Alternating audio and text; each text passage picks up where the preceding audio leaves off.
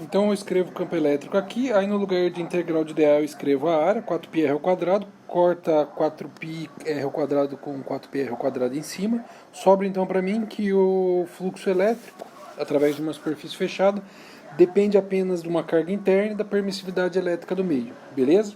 Essa talvez seja a solução mais importante nesse momento, que para qualquer que seja a forma, qualquer que seja o formato dessa superfície fechada, o fluxo elétrico só depende dessas duas grandezas, beleza? Isso no vácuo. Se for outro material, eu corrijo o ε0 pela constante de elétrica que a gente viu no começo da aula, beleza?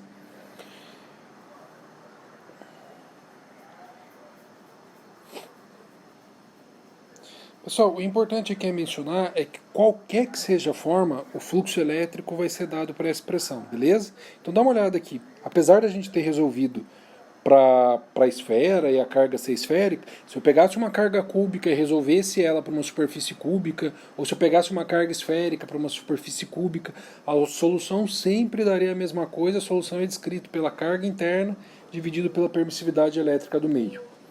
Então essa é conhecida como a lei de Gauss. A gente acaba escrevendo essa carga como um índice carga interna. Daqui a pouco eu vou explicar por quê. Então vamos para o próximo slide. Então imagina o seguinte de um exemplo aqui. Esse exemplo pergunta o seguinte para mim. Qual é o fluxo elétrico gerado por uma carga através de um hemisfério? Gente, um hemisfério nada mais é que metade de uma circunferência, beleza? Então essa carga ela vale 5 microcoulomb. E esse hemisfério ele é formado por uma esfera de 5 centímetros de diâmetro. Então vamos lá. Primeira coisa, pessoal. Então eu desenhei aqui o hemisfério em roxo, beleza? Tenta se esforçar um pouco que... Eu estava usando só uma cor, mas estava misturando tudo, então eu fiz aqui em roxo. Se esforça, pelo amor de Deus, aí para você tentar ver. Então eu tenho a carga e eu tenho em volta um hemisfério, uma calota com um semicírculo aí, beleza? Pergunta, eu posso aplicar a lei de Gauss para resolver isso? Na verdade, a lei de Gauss ela só vale para a superfície fechada. Então, a primeira coisa que eu posso pensar é o seguinte: se eu fechar essa superfície, eu posso usar a lei de Gauss. Perfeito. Então eu vou fechar a superfície, vou fechar aquela esfera ali, ó, bem porcamente, que é o que eu consigo fazer, e eu posso dizer agora que o fluxo elétrico total através daquela esfera é a carga interna dividido pela permissividade elétrica do meio. A carga interna é 5 microcoulomb, a permissividade 8,85 vezes 10 a menos 12. Então o fluxo dá 5,6 vezes 10 a quinta newton por coulomb metro quadrado, beleza? Deixa eu só comentar uma coisa. Professor, mas a gente não usa o diâmetro da esfera, o raio da esfera? Pessoal, lembre-se disso. O fluxo elétrico através de uma superfície fechada só depende da carga interna e da propriedade elétrica do meio. Tá ok? Isso é a solução para toda a superfície. Como o enunciado pede para o hemisfério, eu pego esse fluxo e divido por 2. Então eu vou ter o seguinte, que o fluxo por hemisfério é esse troço por 2, então dá 2,8 vezes 10 a quinta newton por coulomb metro quadrado. Perfeito? Pessoal,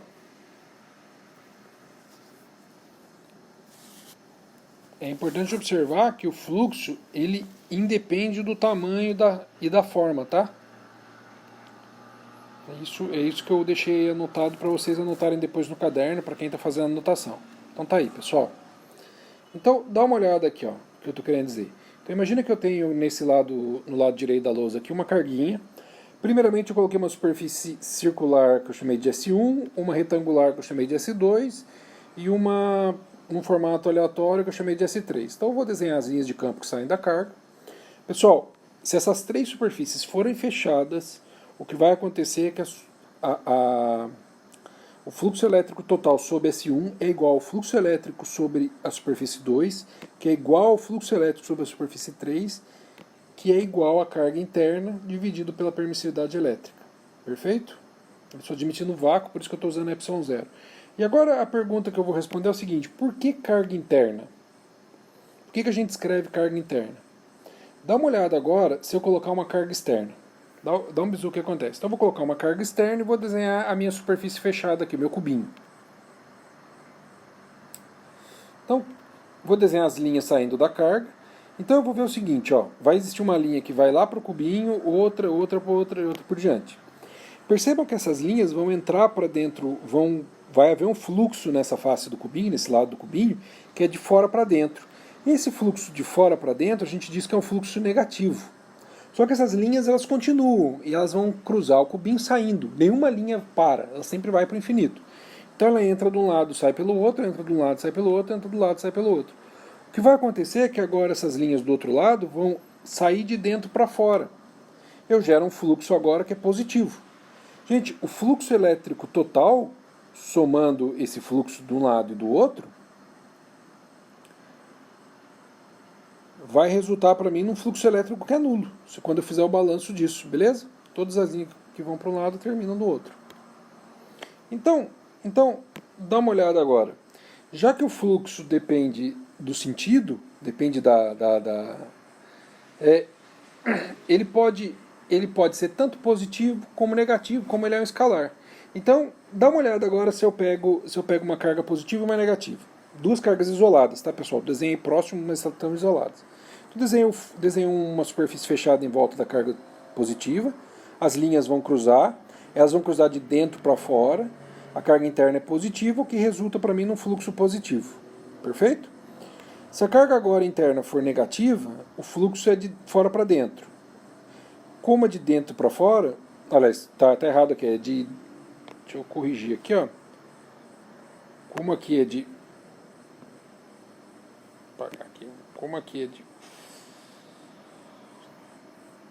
fora para dentro,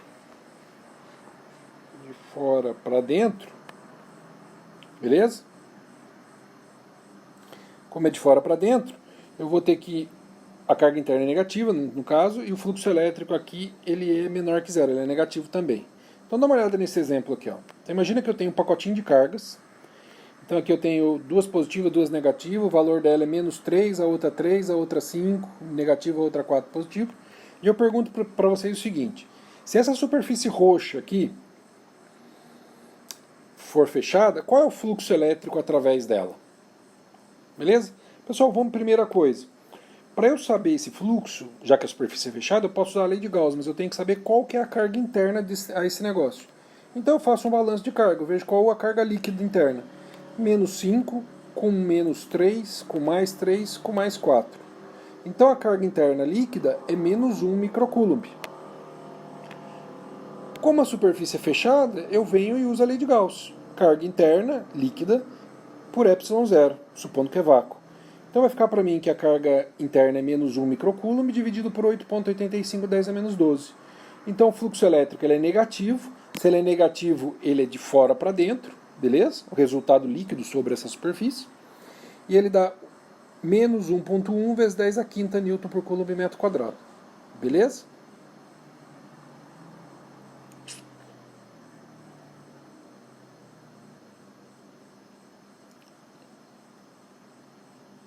Aqui eu só estou anotando para depois vocês anotarem, é que a gente sempre deve considerar a carga líquida interna. Então vamos direto para a lei de Gauss aqui no sentido mais profundo dela. Então, para que serve a lei de Gauss? Na verdade a lei de Gauss tem duas funções. A primeira delas é basicamente definir o que é o eletromagnetismo, na verdade eletromagnetismo não, definir o que é eletricidade e o que é magnetismo, definir a característica das linhas de campo elétrico e das linhas de campo magnético e diferenciar as duas coisas. Então dá uma olhada aqui, ó. A gente viu que o fluxo elétrico nada mais é que a integral fechada de E vezes dA, e a gente viu que a solução da lei de Gauss é que o fluxo elétrico de uma superfície fechada é a carga interna dividido por ε0. Se essas duas coisas são iguais ao fluxo, eu posso igualar elas e eu tenho a seguinte expressão. EdA, integral de EdA, é igual a carga interna dividido pela permissividade elétrica do meio. Beleza? Pessoal, existem 4 equações fundamentais no eletromagnetismo, chamadas equações de Maxwell. Essa é uma delas, tá? Essa é uma lei fundamental da elétrica, que diz para mim o seguinte, que diz para mim que pode existir carga elétrica separada, ou seja, eu posso ter só carga elétrica positiva ou só carga elétrica negativa, as duas necessariamente não precisam estar juntas. E outra coisa, ela mostra para mim o seguinte, as linhas de campo campo elétrico, as linhas de campo elétrico são sempre abertas, beleza? Então elas sempre vão para o espaço, ou vêm do espaço. Essa é a principal diferença. Professor, mas em relação ao que elas são diferentes? Olha agora no magnetismo como as coisas são bem diferentes. Se eu tentar trazer a lei de Gauss no magnetismo, dá um bisu. Imagina que eu pegue um ímã, o ímã está ali o norte e o sul, beleza? Vou colocar uma superfície fechada retangular aqui em volta do ímã, poderia ser qualquer forma, e daí vou desenhar as linhas de campo magnético. As linhas saem do norte, saem para o sul, saem para o norte, saem do norte, vêm para o sul, saem do norte e vão para o sul, tá? Essas daqui eu não vou desenhar o caminho, mas estão vindo do outro lado ali. Tá. Beleza. O que a gente consegue perceber? Essa ponta norte do ímã vai ter linhas que vão sair de dentro para fora, então eu vou ter um fluxo magnético positivo. Do outro lado, as linhas vão chegar de fora para dentro, então eu vou ter um fluxo magnético negativo. O somatório total sobre a superfície fechada vai resultar para mim, quando eu somar os dois lados, isso vai dar zero. Então a gente tem a lei de Gauss do magnetismo, que diz para mim o seguinte: a integral do campo magnético B dA, ou seja, o fluxo magnético, é sempre nulo. Essa também é uma equação fundamental que define para mim que eu nunca consigo ter separado polos magnéticos. Eu sempre tenho o norte junto com o sul junto com o norte e assim por diante. Beleza? E na verdade ela define mais uma coisa, que eu acho que talvez vocês nunca tenham visto. É o seguinte: as linhas de campo magnético, elas sempre são fechadas. Professor, fechadas como? Deixa eu só traçar dentro do ímã ali, você vai ver. As linhas que saem do norte e vão para o sul, elas voltam por dentro do ímã, de modo que o campo magnético B é sempre fechado. Essa é a principal diferença. Tá ok? Enquanto que o campo elétrico, as linhas saem da carga ou chegam da carga e esse campo é aberto. Então, vamos imaginar agora numa aplicação da lei de Gauss. Então vamos pensar numa aplicação desse negócio. Para a engenharia, a aplicação da lei de Gauss seria interessante na hora de calcular o campo elétrico. A gente calculou o campo elétrico em algumas formas, por exemplo, o fio carregado, e a gente viu o trabalhão que dá. Pessoal, olha como é fácil fazer isso através da lei de Gauss, beleza? Então imagina que eu tenho um fiozinho, esse fiozinho tem um comprimento L, e eu quero saber o campo elétrico naquele ponto P. Pessoal, isso deu pelo menos umas 5 lousas aqui na minha lousa virtual. Na lousa da sala de aula dava pelo menos umas 3 lousas, beleza? Então dá uma olhada aqui como é que fica fácil pela lei de Gauss. Qual o campo elétrico no ponto P? A gente resolveu através da lei de superposição e viu que o campo elétrico lá dava isso aqui, ó, um trabalhão. Então eu vou reescrever. Como que eu posso... Então fica aqui o campo elétrico no ponto P, 2 vezes K vezes lambda dividido por D. No lugar do K eu vou escrever o que a gente viu hoje. Ó. No lugar do K, 4πε0 D. Tranquilo? Aí cortou aquele 2 com o negócio, sobrou para mim essa expressão aqui. Tá, beleza. Essa expressão foi o que a gente obteve essa expressão aqui, ó, foi o que a gente obteve nas aulas passadas, tá? Eu vou marcar um asterisco nela aqui, ó. Asterisco nela. Beleza? Vamos ver se a gente consegue chegar na mesma solução pela lei de Gauss. Então, estou desenhando as linhas de campo aqui, saindo do fio. Aí, pessoal, eu tenho que criar... Ó, a ideia da lei de Gauss é que eu sempre crio uma superfície que envolva o objeto carregado, que tenha a mesma forma do objeto carregado. Então, se eu estou tratando de um fio, é interessante que eu construa uma superfície hipotética, uma superfície gaussiana, que tenha a mesma forma do fio, no caso, um cilindro. Então eu venho aqui e desenho um cilindro envolvendo esse fio. Presta atenção que esse cilindro, ele passa exatamente no ponto que eu quero calcular o campo elétrico, tá? No ponto P. Tá ali a superfície gaussiana. Então eu vou fazer o seguinte, ó, um cilindro aqui. Então, como que a gente viu a lei de Gauss no slide passado? A integral do campo vezes dA é igual à carga interna dividido por ε0. Essa é a lei de Gauss. Logo, como é que eu posso isolar o campo? Se o campo for constante, ele é constante já que a distância em relação à superfície do cilindro é constante, o E pode sair fora da integral, eu passo a integral dividindo no outro lado. Está ali, integral fechada. Pessoal, olha como é fácil. Como que eu calculo o campo elétrico? Carga interna. Quem que é a carga interna na superfície roxa? É a carga do fio, que está dentro do cilindro roxo ali. dividido por ε0. Gente, qual que é a área do cilindro? A área do cilindro, se eu abrir o cilindro, é sem as tampas, tá? É o perímetro do cilindro, o perímetro da circunferência vezes a altura. Então, ó, 2π vezes o d é a distância ali do ponto, que é o raio do cilindro, vezes a altura, o comprimento do fio. Pessoal, o que é carga por comprimento? A carga por comprimento é a densidade linear de carga, que é o lambda.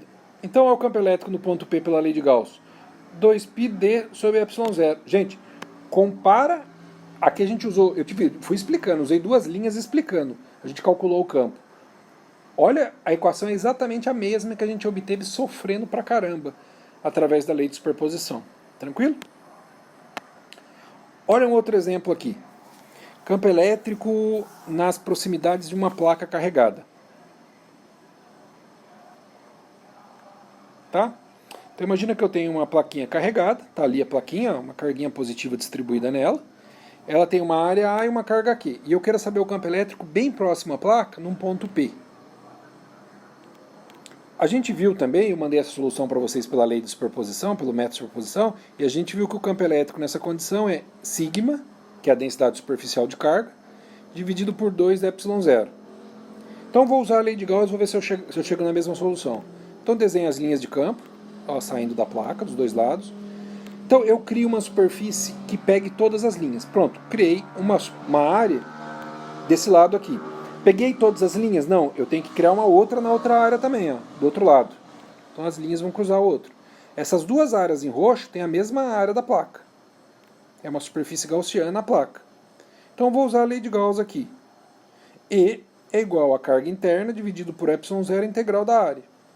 Pessoal, qual que é a carga interna das duas superfícies aqui que envolve? A carga interna é a carga da placa, dividido por ε0 integral da área. Pessoal, qual que é a área total de roxo aqui? 2 vezes a área da placa. O que é carga por área? Carga por área é o sigma, densidade superficial de carga. Então fica para mim que isso aqui, ó, é campo no ponto P é sigma dividido por 2 ε0. A mesma solução que a gente obteve apanhando lá, numa linha. Beleza? Então essa seria o interessante da lei de Gauss. E também a gente acaba demonstrando que ela é verdadeira, já que ela bate com os resultados de campo elétrico obtido de outra forma. O importante é vocês perceberem o seguinte, eu tenho que mencionar isso, porque um colega de vocês perguntou durante a aula: professor, essa equação do campo elétrico vale para qualquer ponto? Gente, esse ponto tem que estar bem perto da placa, tá? Se você, à medida que a gente se afasta do centro ou vai para a borda da placa, as linhas de campo começam a se curvar. A gente chama isso de efeito de borda. E a própria linha diverge. Então, se eu for muito longe da placa, o que vai acontecer é que as linhas estão abrindo. Aí o fluxo não é o mesmo através do negócio. Tem uma divergência natural da linha, tá? Então isso é válido quando eu estou bem próximo da placa.